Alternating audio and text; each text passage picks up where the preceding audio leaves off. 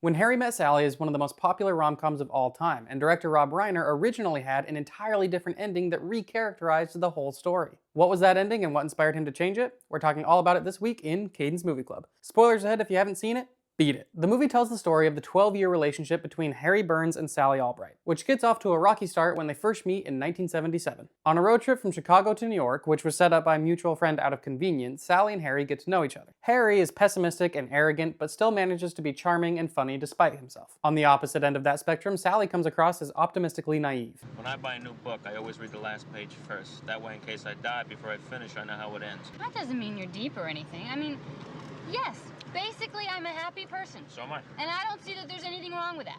Of course not. You're too busy being happy. They argue about multiple topics, but one of the main sticking points is whether or not a man and woman can truly be friends. Harry thinks it's impossible because whether or not they admit it, the man will always be romantically interested. Sally disagrees. This then becomes the initial setup for the rest of the movie. Can Harry and Sally be friends without falling in love? Well, at first, they hate each other and part ways with no intention of seeing each other ever again. Until they happen to be on the same flight 5 years later. You were a good friend of, Amanda's.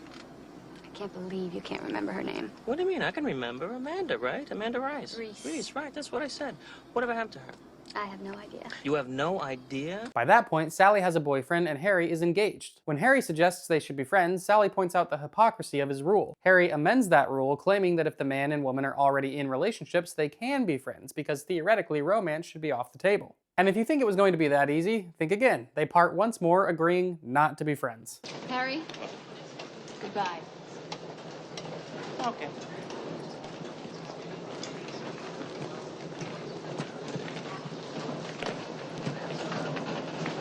I'll just stop walking. I'll let you go ahead.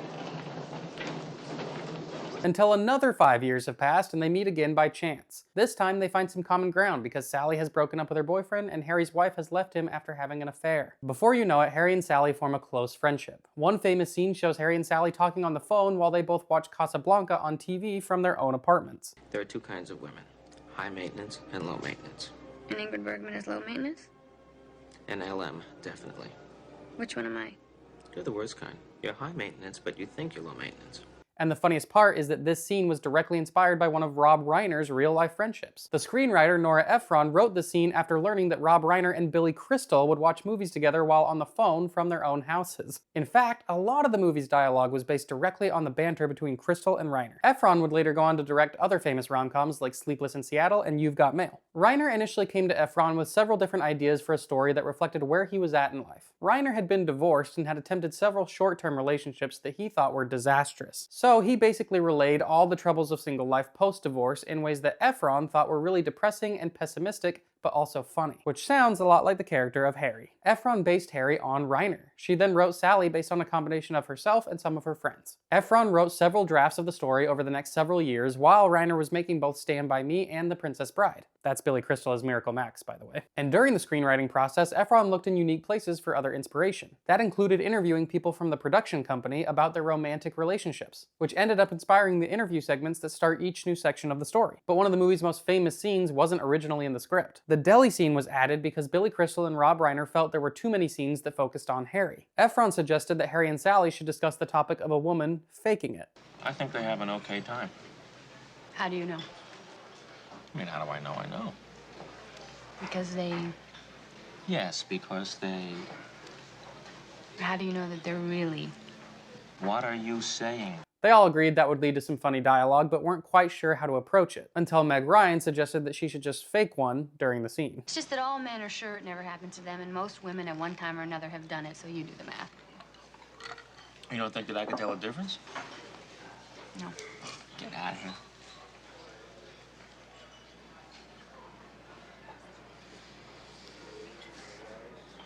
Ooh. Reiner stated that he was directing Meg Ryan to be more dramatic, and even demonstrated how over the top the performance should be, which only gets funnier when we remember that his mother was on set watching all of this because she has a cameo role as the woman that delivers the famous line, I'll have what she's having. So, now that Harry and Sally have developed this charming friendship, there's really only one thing that could ruin it. In a vulnerable moment, their relationship becomes romantic.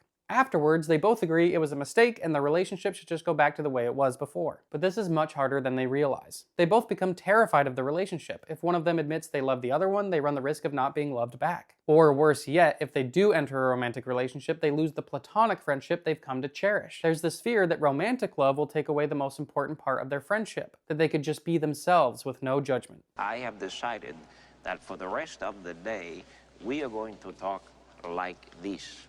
Waiter, there is too much pepper on my paprikash. Waiter, There is too much pepper on my paprikash. on my paprikash. But I would be proud to partake of your pecan pie. Oh, no.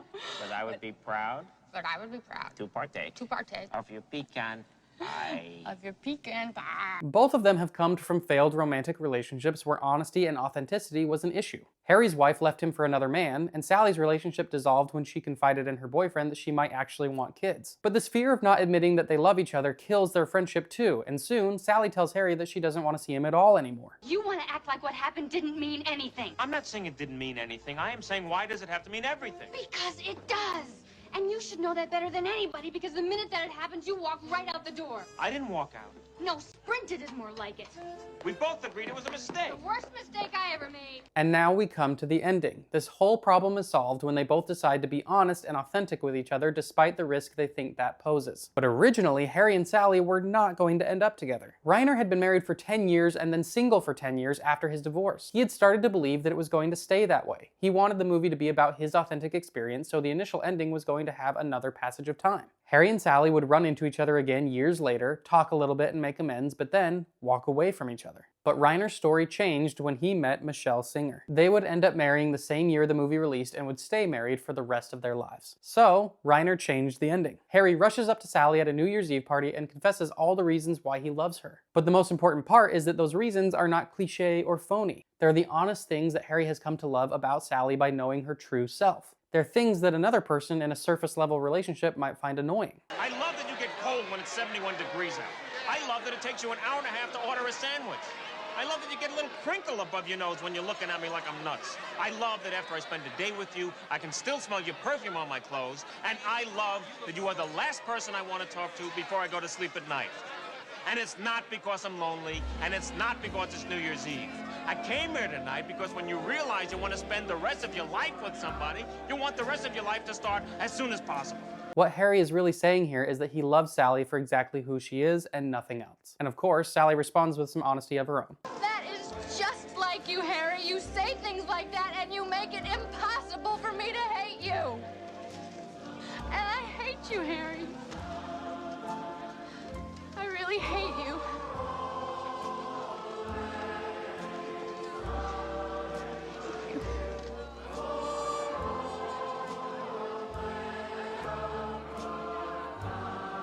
So the movie starts with the simple question, can Harry and Sally have a platonic friendship? The answer ends up being no, but the real answer is more important than that. I don't think the movie is saying that a platonic relationship is impossible, but that Harry and Sally don't need it to be that anymore. The purpose of their platonic relationship was to have something that their romantic relationships couldn't offer, which was to be seen and loved for who they are without any performance or pretending. It just turns out that this is the recipe for a loving relationship regardless of whether it's platonic or romantic. Deep relationships come from loving someone not despite their flaws, but because of them. Because they wouldn't be the person they are without those flaws. We had a really wonderful wedding. It really was a It was great. beautiful We had this wedding. enormous coconut cake. Huge coconut cake with the tears, and there was this very rich chocolate sauce on the side.